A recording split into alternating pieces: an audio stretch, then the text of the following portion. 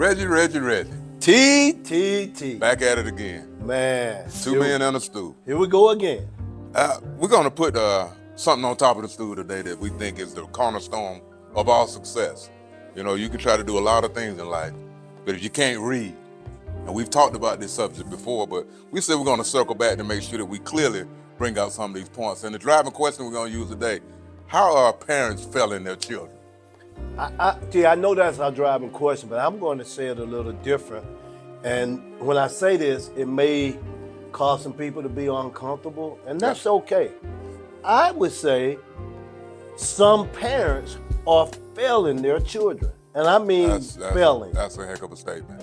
Well, it's a heck of. I think I got some results, some data, some impact to back it up, because when you start looking at it, and we start looking at the student outcomes in terms of what we're seeing, and as it relates to reading and several other indicators, our parents are failing our children. And I'm not talking about those that are doing what they are supposed to do. I'm talking about beyond feeding and clothing and housing. I'm talking about as it relates to academics, as it relates to education, and specifically as it relates to reading. So I'm gonna push back on that and say, so when does a child become literate? In other words, when does reading start in a kid's life? And where does it start? Does it start at school? Does it start at home? Does it start on the way to school? When does reading start in a kid's life? Obviously, I'm a father of children, but I think reading starts before that child is born. I think reading starts, but you're creating an environment. You're talking to that child. You know, some researchers say the number of words that a child should know, have heard, been exposed to. Reading starts at home. Reading starts at home. So I would say way before they even step foot in school number A, B, C, or whatever, reading starts at home. So having said that, you're saying that not the kindergarten teacher, not the first grade teacher, but the parents are actually that child's first teacher. No doubt. But I would go a little further. Not only is the parent the first teacher, I would say the first school that a child attends is the home. So you're talking about love and the desire and the effort that goes into learning. That has to happen at home, not at school? No doubt, it has to, because you know, if you're creating an environment and the child exposes to the parent as it relates to education, as it relates to reading, as it relates to knowing my ABCs and etc., all those things, and creating a home environment, that has to start early. Learning, enjoying learning, a love for learning has to start early. And you can't, you know, I like to say this, you know, most people say it's the responsibility of the schools. I'm not letting schools off, and I'm not letting teachers off, right. But I'm saying that teachers are getting too much blame.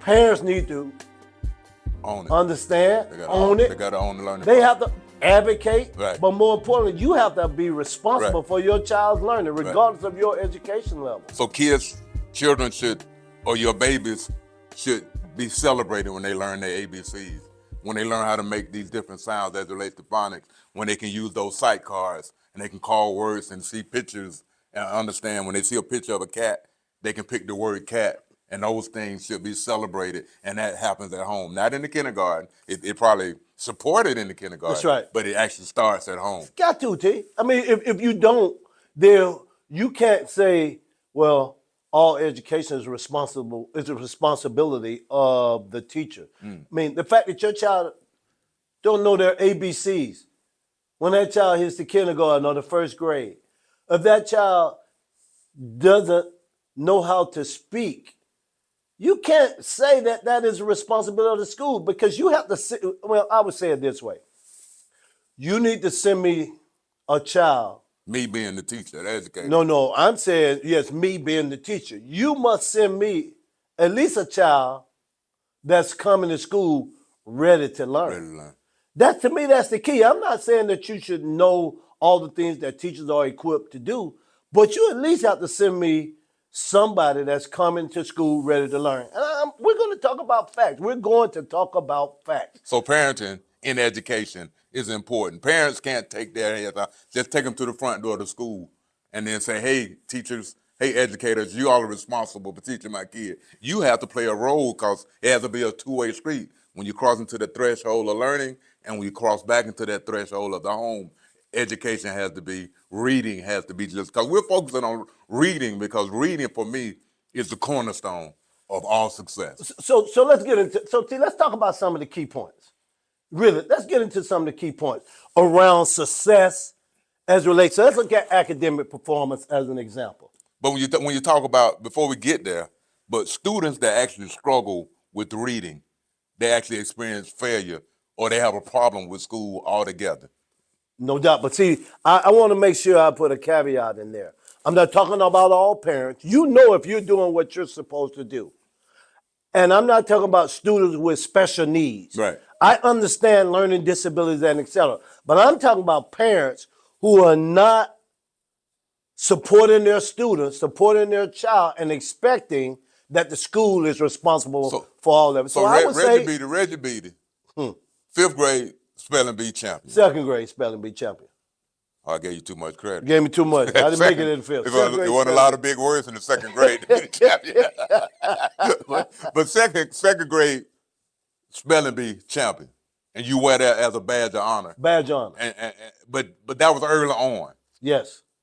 If it was something that happened between home and 2nd grade spelling bee champion, what you think that was? Right? It was foundational. It was my mother. From Odessa. Odessa beat it, and my aunt, Emma. What did they do? I mean, say a little bit more about what. Well, first of all, they created an environment in their home that academics was important.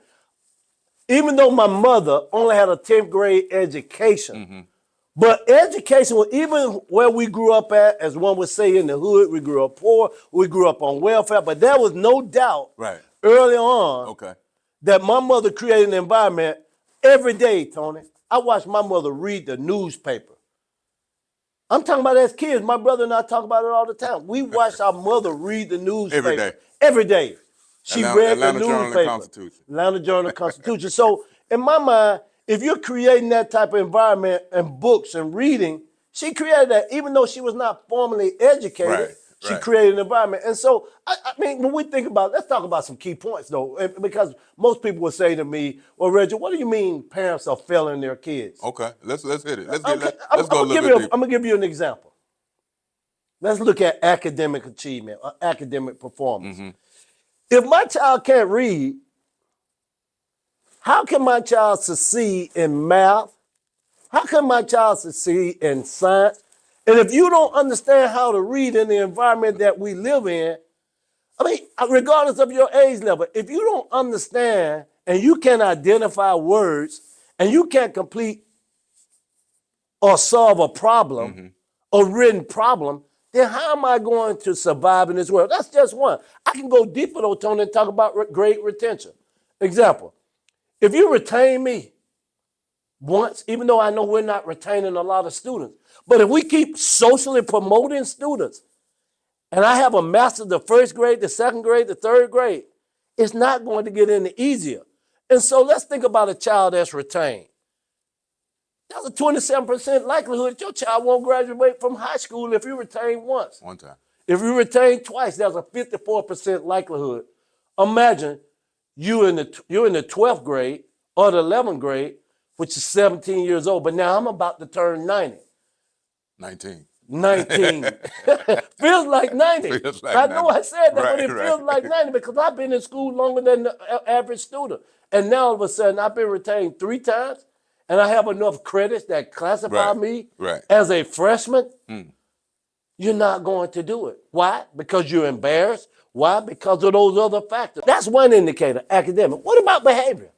Well, I mean, you know, I'm the king of behavior issues, you know, having served as an alternative, a principal in an alternative school for a number of years. And I found out that you disengage from the education process because it's not because you can't read, but you don't want to show the rest of the world. You feel ashamed, you're shy, and you say, I'm going to take myself out of this situation. So now I'm going to become a behavior problem as opposed to letting somebody know that I need help with reading. I can get people off my back if I'm a bad boy, as opposed to being a kid that says, hey, look, Mr. Reggie, Mr. Tony, I need some help with reading. So it becomes a fact where I just disengage from the learning process. I don't want to be a part of it anymore. Kids are cruel sometimes. They don't know they're cruel a lot of times. Yeah. But if they see one of their boys can't read, They're gonna start laughing at him. Oh yeah. The last person, some young boys don't want girls seeing them where they can't read. Right. Right. So now I'm not going to come to school. I'm not going to try. I'm going to cut class. I'm going to stay away from the school. So along with that being a behavior issue, now that becomes a disciplinary issue. Now you're dealing with a kid that's not really a bad kid, but they're acting out to turn the attention from reading. So I'm gonna get suspended. I'm gonna get kicked out of class. All these things now it's impacting my behavior record, and I'm really just trying to cover up the fact that I need help. I can't read. But Tony, again, when you start thinking about these things, we're not saying that all parents are failing their kids. But I am saying some parents are failing their kids. And if you don't have your kid coming to school ready to learn, if you're not equipping your child with the basics, you can't depend on the teachers and the school to do all that on your behalf. This is not about feeding. You're supposed to feed, clothe. When you make a decision to have a child, that responsibility comes along with that. And so somebody might get upset with me, but that's okay. Tell me where I'm wrong, and I'm willing to receive it. But I would still say, and I'm going to show you some points here, some additional points why parents are failing their kids. And again, I'm only talking about those that the shoe fits, wear it. So let's look at the social emotional impact. When you look at how do I feel as a student, as a person, as an individual that's trying to deal in a world, and I know I can't read like everybody else. So that becomes a self-esteem issue. Well, I may feel lesser than anybody else because I'm having these issues. Everybody else reading on the 9th grade level. And I know if the teacher calls my name, I'm reading on the 2nd grade level, they may or they may not pick at me. But for the most part, I'm just going to feel bad. I'm going to feel lesser than. I'm going to feel like a failure because I hadn't mastered this first thing that everybody else in the room is doing, hopefully. They're reading. So that becomes the issue when you talk about just the whole low self-esteem. Then the social isolation. It kind of puts you in the, when you're pulling yourself, you're becoming disengaged, you're isolating yourself from everybody else. Socially, emotionally, and academically, you're pulling yourself out of this thing we call education. So now social impact is I'm isolating myself from it. So we're looking at that as one of the things that parents, this is contributing to this thing we call the social emotional impact. We reposted a reel of a young lady that made a point about 3rd and 4th grade reading scores and how they're building jails projected on those reading scores. And that was astonishing to a lot of people, but that's information that we have been knowing for years. Over 20 years, we've heard that same story about those jails being built based on 3rd, 4th grade reading levels, because the projection says if you're reading if you're reading like that now, they already know you can't catch up, and now you become a criminal because you don't do anything else, because you don't have the skills to do anything. You just talked about you're going to drop out of high school. You just talked about the fact future employment. There are no jobs for you. So what else is left for you other than a life of crime? Not only that, you can't function in this world. You can't function if you can't read. So again, I like to say the elephant in the room. I'm going to call it out. Yeah. The elephant in the room, beyond the student. Sometimes we blame that child. And we're talking about these young brains, and we expect them to adjust and go through this maze called life. Right. The ups and downs. But yet, as parents, all I'm saying is that the elephant in the room is parents are failing their kids. Not all. I want to put a caveat. Some parents are failing their kids. And I might be seeming a little hyped today because of it. No. That's a good place. We want to be there because when you talk about these different impacts, then when you're talking about not being able to read and parents, are you failing your kids? We look at how does that impact communities? When you look at what happens in the community when you got this, the majority of the people are not reading on level. You grew up with your father and your mother in the house. I grew up with just a single mother home. What did your father, you told me stories about your dad, and your mom, but what did your dad do that caused you to have perfect attendance, or that caused you to want to go to school and not act a fool or act crazy? You mean what did your father do? Other than scared me? That's good enough. Because kids need to feel. I'm not talking about fear. See, I think sometimes we call it fear, but I think it's hard love sometimes. And sometimes we can't allow kids to do what they want to do. Sometimes we have to show them. My dad reminded me that my only job at that time was to go to school. And that's the only thing that was expected of me, other than my chores and the other things that were done around the house. But we had the value of knowing that that was the only thing that we had to do in life. Get up, get on, be on time, and go to school. Somehow or another, I figured out how to do it for 12 years in a row. But he had, first of all, it started with fear, and I got to be honest about that. After that, we started having an appreciation. I watched my sisters go to school. Then my brothers watched me go to school, and we enjoyed it, and we learned early. And we didn't have all those other things that we talked about when you talk about behavior issues, and when you talk about the being embarrassment and being pulling yourself out of it because you're now ashamed of the fact. I'm going to ask all of the parents around the country to take a quick self-assessment. I have 5 questions, and I want you to grade yourself. Not getting a B, a C, or a D. I want you to give yourself either an A or an F. No in between. Not dealing with in between. Okay. You get an A or an F. Okay. My first question to you, Tony, is, parents, are you communicating with teachers? Okay. When you say communicating with I want teachers, you to, okay, go ahead. When you say communicating with teachers, I would understand that to be, other than when my kid get in trouble, I'm just checking on my kid to be checking, hey, just call and see how Reggie's doing, how's his behavior in class, what's going on with his reading, his lexile scores, all of these different things around this whole thing called reading. Now, am I checking up on my kid on a regular basis? Give yourself an A or F. All right. Next thing, okay, homework support. Ask your child, do you have any homework? I say kids have homework every day, whether they believe it or not. Right. That's reinforcing what they've done. So your point is, you might not have mastered the skill, or you might not even know how to do the homework they're doing. But you're providing that structure, that environment that says, I know that you should be doing some type of homework today, and I'm looking for you to be doing that. Because I know a lot of times parents fear even the fact of going up to a school with a regular home visit because they might not have been successful in their school environment. But I can support my kid actively by even faking it until I make it. At least let them know, I know you should be doing something. Don't tell me you didn't have any homework. Here's a simple task. Tell me what you did in school today and show me how you did it. I want you to show, have you mastered it? A, B, C, D, or F? No.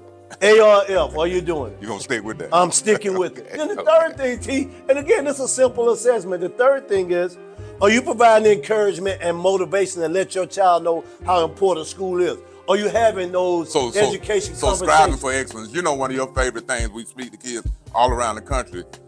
Are you asking your kid, is there ever a time you could have made an A and you made a B? Or you should have made an A and you made a B because you didn't put the effort in? And then here's one I tell people all the time, reading at home. Not whether your child can read yet, but for them to see that you like reading, that you want to read with them, that you're creating an environment in the home, that reading is so important. Being on that cell phone, playing games and etc. Yes, I get it.